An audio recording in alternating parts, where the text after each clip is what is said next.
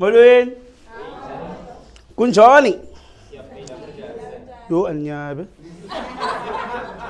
Hilo wanda nqe. Molweni man, gama lami nguWandisile Nqeketho. Kuziqelekazi ngungqongqoshe ngithahla kandayela ngihlamba ngobene ngifaka ofakayo nginyawo zonyawo machobe endlovu inzala kanjanya sisizukulwana sikapota ndimowo mbhemu dilimponde elikhulu endibona nendesho. Right, so I come from a Khayelitsha, right? Beautiful place, you know, with beautiful people. And behold, exhibit A. Right? So people call me Wara, people call me Mbondel Cool, street scholar, intellectual ginza. Yo, titles. Anyway, so I run an organization called 18 Gangster Museum. Basically, 18 Gangster Museum is a tool that aims to alleviate gangsterism in Kenyan communities. What we have seen was that throughout the ages, there has been a glamorization of gangsterism within the spaces that we live in. You know, and also, particularly, an ill characterization of those who dwell within the confines of those spaces through various mediums, particularly media. Now, what happens to a people who have been told nothing is good about themselves? So it creates a psychological, programming which leads to particular dispositions. You know, these dispositions are more often than not mechanical. We don't even think about them. And also because of the brutality of our history, the manner in which our communities have been built, it also creates particular mechanical dispositions, right? Are we all here? No more English, I'm done. Now, I speak course. So, hey, this thing of running a museum is problematic, eh? But anyway, so now we try and educate people about the implications of joining gangs so that these people, more especially young people, they do not join gangs. We've been doing this for the past 3.5 years. And we've worked with over 4,200 kids in the process of so doing.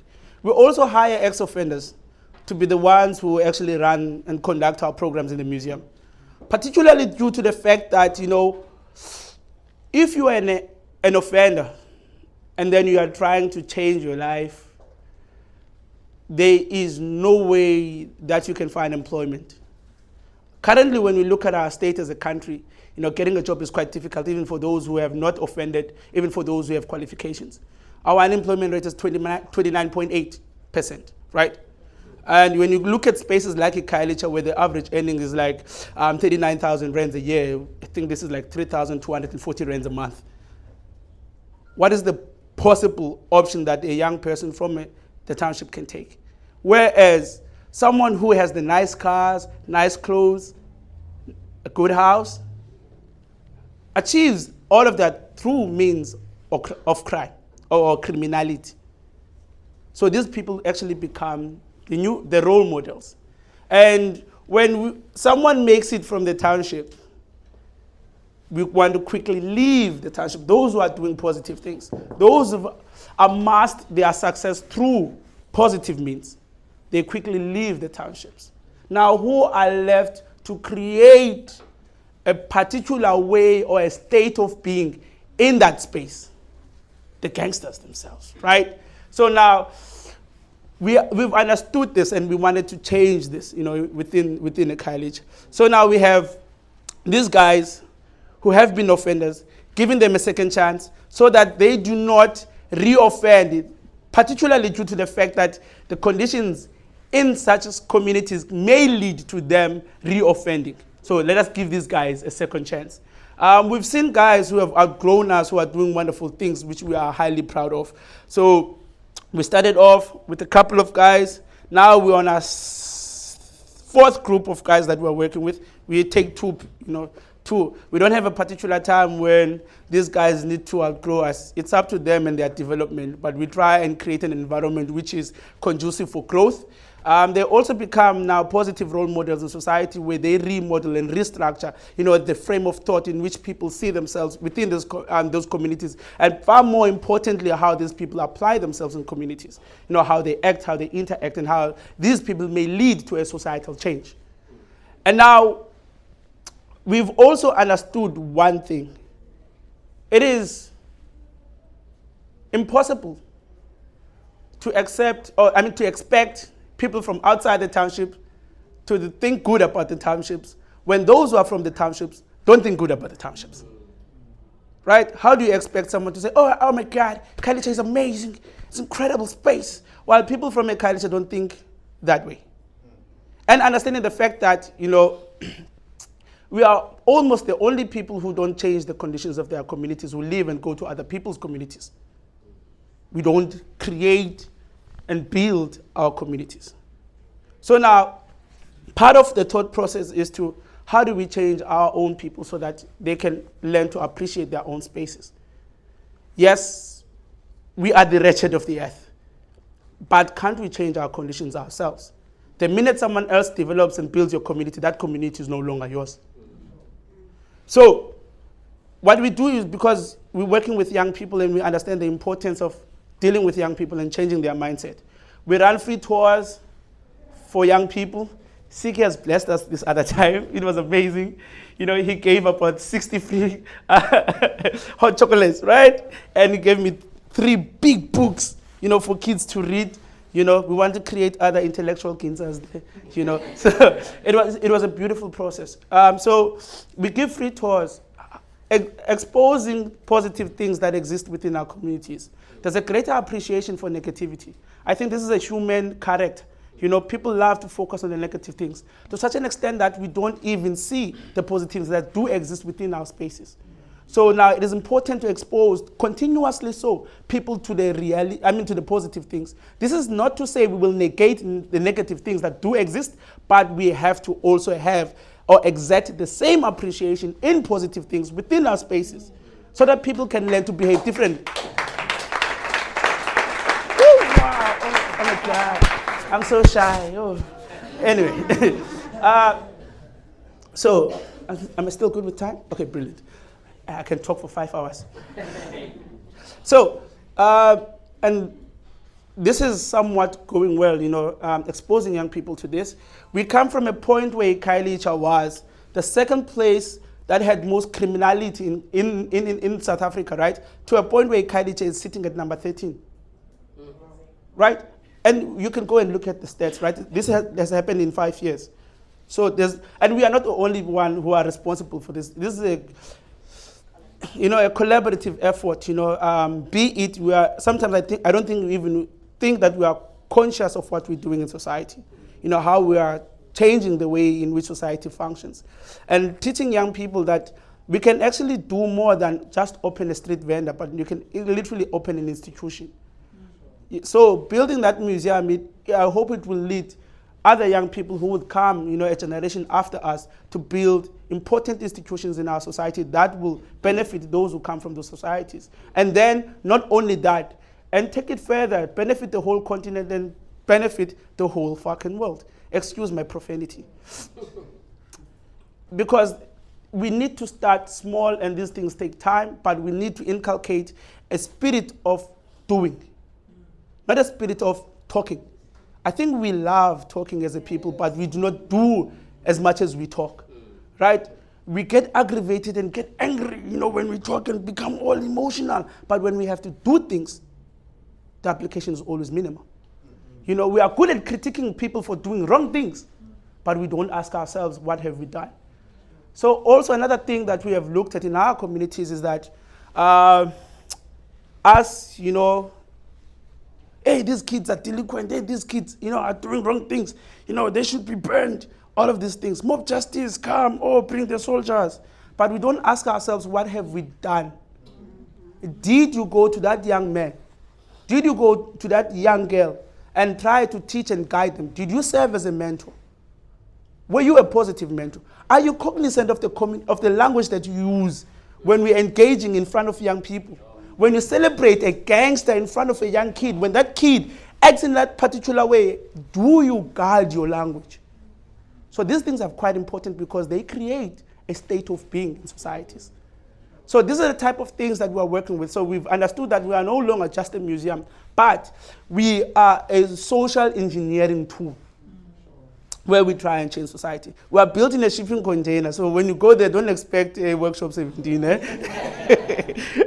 So we are still in a shipping container. So, but we have a huge vision.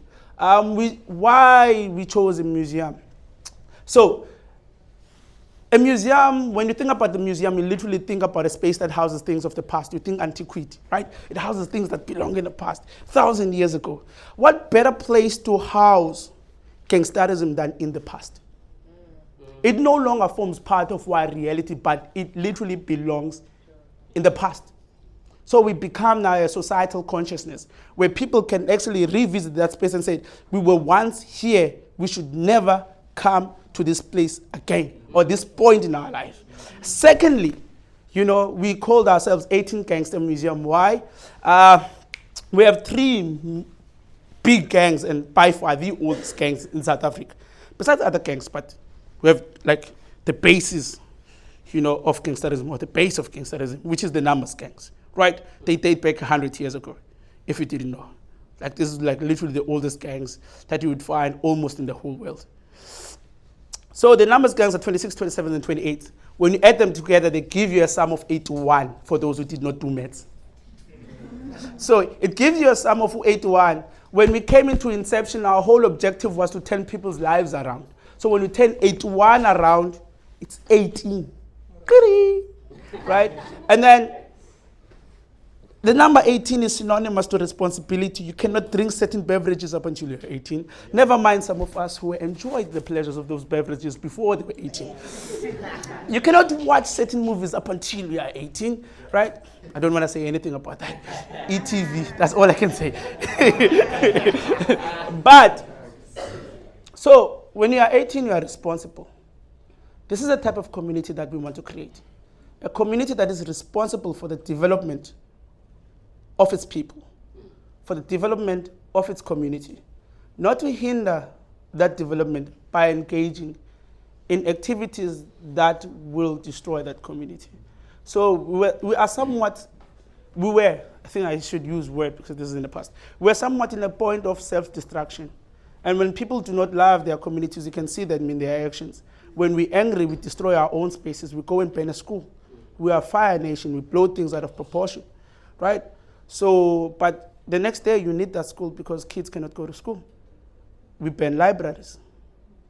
This is the people who do not appreciate their spaces, particularly because of many reasons. But now we need to create a generation of people who are more constructive, who are able to deal with situations in a constructive manner, not in a manner in which it will destroy them as well. So basically that's what we do at 18 Gangster Museum. So we are trying to change society for the better so that our society can change and improve lives. It's a lift as I rise tool, right? So the more I'm getting better, the more I'm lifting others as well. It has evolved into a state now. We run tours. We are more known for our tours now, I think. So the tours are just a tool to try and keep the space sustainable because it is a business at the end of the day. I want money. So the tours are to keep us sustainable. So we run tours. We've had 9,000 visitors at Khayelitsha, international visits, coming to our spaces. And, this has been incredibly good, but now we want to look at domestic tourism. We've been receiving a lot of international tourism, but now we want domestic tourism as well. People from inward supporting their own so that we can actually grow our spaces ourselves. And it's been good, and what I love about tourism is that we are actually assisting other businesses to grow while we are growing as well. So we go to different businesses where these people spend money. So I rise and I lift others, simultaneously. I know, a general, conversation is that, you get, and then when you're full, you give to others as well. But at this point in time is we grow together as a unit and build together as a unit for the betterment of the whole society.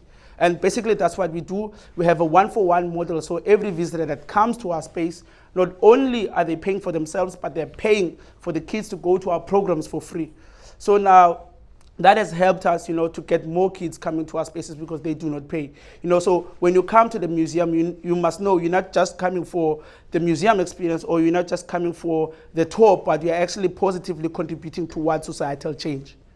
That is me in a nutshell. Bye-bye.